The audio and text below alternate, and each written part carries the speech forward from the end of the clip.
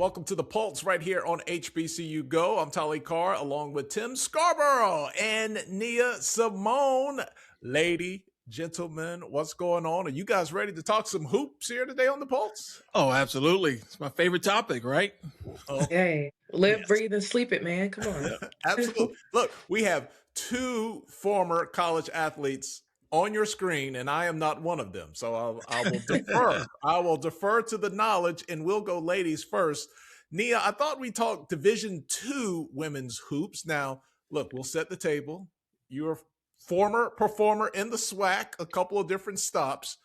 The level of play at D2 women's basketball this year in particular, really, really high. Is there a big difference between D1 hoops and D2 hoops on the women's side? You know, it's so funny because I had a colleague text me and they were actually watching our matchup that we did a couple weeks ago on HBCU Go, Fayetteville State, Bowie State women's basketball. And I don't think there's necessarily a difference, you know, especially in this era of 2026 now where you have transfer portal, NIL, a lot of great athletes right now are not necessarily getting the opportunity straight out of high school to go Division 1 or Division 2, or I'm sorry, Division 1 or P4, P5, you know, whatever the case may be. And so a lot of great athletes, whether if they're undersized or may not necessarily have the grades or may just did not get the looks out of high school, they're at these Division 2 schools. And just seeing how the CIAA is just so competitive. There's so many great women's teams, but specifically I'll speak to Winston-Salem State because they have been the story of the season so far. What Coach Tierra Terry, former Winston-Salem State Ram, what she's doing within the program, I mean, it cannot go unnoticed. 16-1, huge matchup coming up this week for them. So to put them to the test, but I mean, it is incredible. Another team that I've really enjoyed seeing, of course, is Fayetteville State. Of course, the 2025 CIAA Women's Championship champs.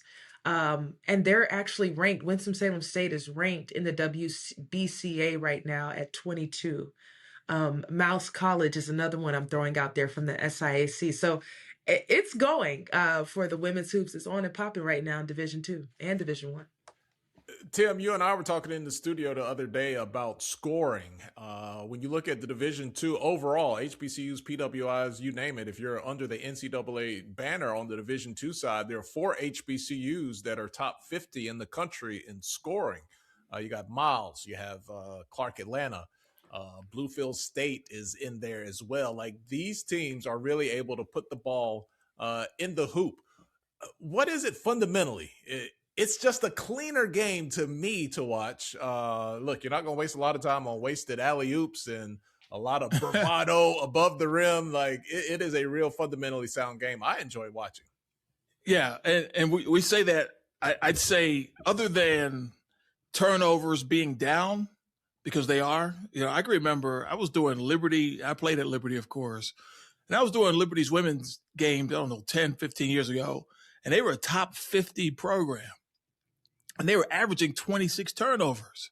And they were still winning. They were undefeated. They were like 22-0 at the time. And the reason they were undefeated is because they were forcing 30 turnovers. Well, women's basketball is not that anymore. It's way more efficient. Turnovers are down. Shooting percentages are up. And I think you can blame, or not blame, but credit Wardell, Stephen Curry. Because when Curry allowed that three-point shot to be more glamorous, it really opened up the women's game as well as the men's game because, you know, no longer do we come down. You remember the old days, three out on the perimeter, 2 inside, and then you got 4 kids battling for a space, right? And then maybe they kick it out and you throw it right back in there because we're trying to score as close to the basket as possible. So basketball is opened up, and that allows for more possessions. It allows for a cleaner game, more freedom of movement. And I think all of those things contribute. And then the fact that the talent pool is wider in women's basketball, more wide than ever. Gino Auriemma used to get all the top 10 players. Now, if you get a top 50 player, they're good enough to play at Connecticut. He can't keep them all anymore, right? That's why Dawn Staley's team came up at South Carolina. That's why some of these other, even at the HBCU level, I mean, week in, week out basis, we see some really good players in the SWAC and the SIAC and the CIAA. All right, Nia, look, this is what I want, Nia. I want one weekend. Let's just meet at the park. We'll call it the HBCU Go Before, Weekend ho- Invitational. I want to hold see. on. Before we get into that question, because actually Tim said something, and Okay, I'm okay. gonna have to disagree All right. because I think that women's basketball, the thing about it is there's nothing different that we're doing now that wasn't done 10, 15, 20 years ago. I felt like I feel like overall women's basketball is the most fundamentally sound basketball you're going to get, right? I do think that the resources that are now available and the platform is more attainable for women's basketball, but the efficiency rate, of course, turnovers is going to be a thing, but I think I'm gonna have to disagree with you on that one, Tim. Simply because now, again, I think the biggest thing is that we have platforms like HBCU Go that are putting these athletes at a different platform and a pedestal to be able to show off their athleticism. Remember now, we weren't getting as much as viewership or even as much as Yeah, acknowledgement that we're I agree with getting that. now, but nothing has really changed. It's just now, one thing I can say is that um, the opportunities are there. You mentioned Steph Curry. Steph Curry has an invitational every year. Kobe Bryant has an invitational every year. That wasn't a thing for us 10, 15 years ago. Mm. So to just even see the opportunity go up, you're going to see a lot more talent.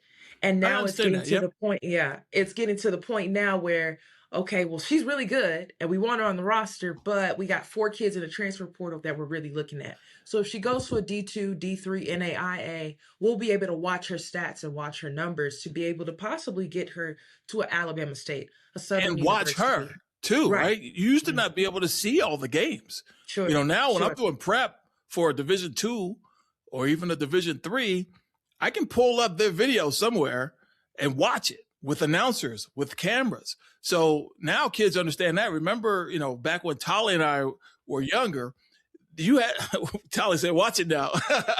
when if you wanted to play on TV, you had to go to a certain school, right? Right. And that was always a factor in the recruiting. When I was coaching, one of the things we said, hey, we got 7 TV games this year. And that would sway some kids because they're like, oh, if I go to this school, I might not play on TV at all unless I make the NCAA tournament. And only 64 teams do that. So it was hard to get on television. So now the television, we as the media actually have enhanced the game as well. Nia, let me ask you this, and I'll get Yeah. back to my previous question Sure. before we get out of here. We hear a lot about the transfer portal. We talk about it a lot during football season, even basketball. Has it been positive or negative or neutral in women's basketball? Like, are high school kids still getting the opportunity to come in and shine at the D2 level, or D2 rosters made up of kids that have trickled down? That's a good question. I'm gonna say it's a little neutral, right? Because I don't know, for women, obviously it's always been a little different than us. We weren't a one and done, right? We didn't have that opportunity. We go to school for 4 years, get our education, X, Y, and Z. Now, do you see it more on the FCS level where you see a lot more moves happening? Absolutely.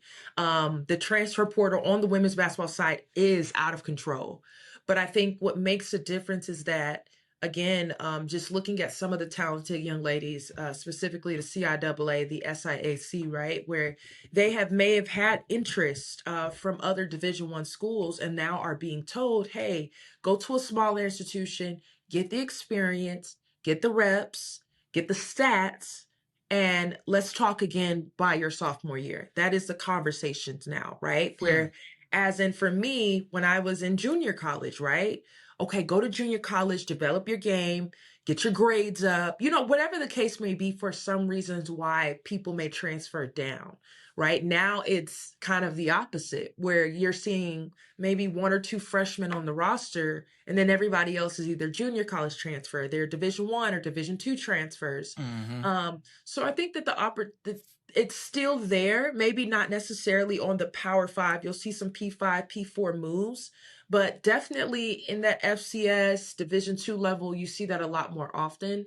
And I mean, we've gotten to the point now, guys, where the transfer portal, I mean, we're on our phones like, okay, who's staying and who's going? Every time you look up, somebody is leaving. And so yeah, it's definitely heightened a bit where now you are seeing high school athletes, they're struggling and they're thinking they're not good enough, or they don't, have an opportunity to play at the highest level. And that's not necessarily the case. It's simply coaches now rather prefer an experienced player who's played at a 4-year institution or a junior college institution, because that level of maturity and that level of understanding of what it means to be a college athlete, coaches now rather prefer have someone who's a little bit more experienced than coach or be able to be, I wouldn't necessarily not say patient, but why would I want to have to worry about, okay, this freshman is coming, she's 9 hours from home, she's never been away from home, she's trying to get accustomed to finding that work-life balance, that student-athlete balance, versus, okay, I got this athlete from Southern University who's now coming over to Alabama A&M. She's familiar with the SWAC, she knows the SWAC, she's playing the SWAC, she has the GPA, she knows what she wants to do as far as her major. Why not? How about that? You mentioned something internal within conference. You see people transferring. It used to be, I don't think it was illegal, but some conferences it was illegal. They wouldn't let you transfer to an institution that was in their conference. So now you would have to sit out a year if you did. That's why for me, when I was at UAPB, when I transferred junior college, if I was going to have to sit out, because I knew I was going to go back to another Division I, I was going to have to sit out a full year if I transferred to another Division I. Right. And then when you're in the conference, you are going to have to sit out for 2 years. So the game has changed tremendously. Look, they love to now transfer to rivals. I was at Grambling. I'm happens all the time. Southern. I was at A&T. I'm going to go to Central. Let's bring it back to Division II women. That's where we started the conversation, and we might end here. Look, the Division II basketball postseason, it can get a little political because you got to win to get your automatic berth, and then after that, it comes down to how you're voted in your region. I would love to see Miles get in. I would, regardless of winning the conference tournament, I would love to see at large. Winston-Salem State, Fayetteville State, Edward Waters is killing it. Lane is good. So we might see them, face off in the postseason, maybe not. But if we just put together our own, the Scarborough Invitational, the Nia Symone Invitational, just pick a park in Atlanta somewhere. We put those 4 or 5 teams on the court. Who comes out as queens of the court in our impromptu hypothetical tournament? You speaking Division II? Yeah, look, the best of the CIAA, the best of the SIAC. They're really top heavy right now. That's interesting. I like Tuskegee. I liked them last year, and I like them again this year. They're 14-4 overall, 13-2 in conference. I think that's a really well coached group, and they play an up and down style as well. You can't go wrong with what Winston-Salem State is doing right now, though. I mean, 16 straight games, school record, I believe. I think the previous one was 13 games. So. They're coming out of the blue, but they're living the dream right now. But there's still a lot of basketball left to be played. Let's hope they can keep it going. I know for your sake, Tolly, as a alum, you would like to see that too. I just asked the questions here. Since my dog in the fight is the top dog, I will just ask the questions. Nia, who comes out of our hypothetical tournament? The best of the CIAA, best of the SIAC women's basketball. All right, so I'm going to start with best of CIAA. Winston-Salem State and Fayetteville State, to me, are the top 2 premier teams in the CIAA right now. And the way Fayetteville State looks, they're so experienced. They've been at the CIAA before. They have a really, really well-coached, they're a really well-coached team. And Winston-Salem State, I mean, Tierra Terry, my gosh, her first year at Winston-Salem, she's also an alum, so she knows what it takes to get this team to the next level. So it's definitely a toss-up between the two, but I'm going to go with the most experienced team who's been here before, who's won the CIAA championship in 2025. Definitely Fayetteville State. I mean, they just look like a well-oiled machine. 2 years in a row. They won it 2 years in a row. But I'm taking it a layer further, Nia. Okay. If they all play each other. You're throwing them all in, right? All in. Who comes out as your champ if the CIAA and the SIAC top teams has a So we're thinking SIAC, of course, we got Mouse College. Edward Waters, Edward Lane, like Waters, those. Edward Lane. Waters is playing really well right now too. Yes. I'm gonna go with Miles. Ooh. Okay.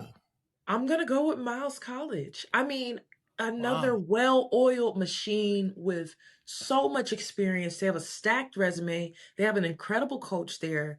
I mean, a powerhouse Division II women's basketball program. And of course, right behind it, the runner-up is Fayetteville State. No questions asked. Man, so you think Miles is better than Tuskegee, huh? I do. Wow. I do. Well, they get to prove it on the court, though. They get to play each other again, I believe, Now, one more and time. again, Tuskegee, incredible coach who also has had experience, right? They've made it to the semifinals last year. They fell short 2 miles, but when I think about just every year, it's almost probably like that 1 inch that Miles may have over Miles. A little edge. Yeah, just I a see. little edge over Mhm. Tuskegee. And that is just my opinion. Man, you gotta love it when the fierce rivals are also the top two teams in any sport. The rivalry between Winston-Salem State and Fayetteville State runs deep. Of course, Miles and Tuskegee, they're going to battle it out for the regular season, then they're going to turn right back around and battle it out in the postseason. Yeah, they'll probably play each other 3 times this year, for sure. For sure. Absolutely. It's something we will follow closely, and we'll keep the conversation going week in and week out on all things HBCU sports and culture right here on The Pulse on HBCU Go.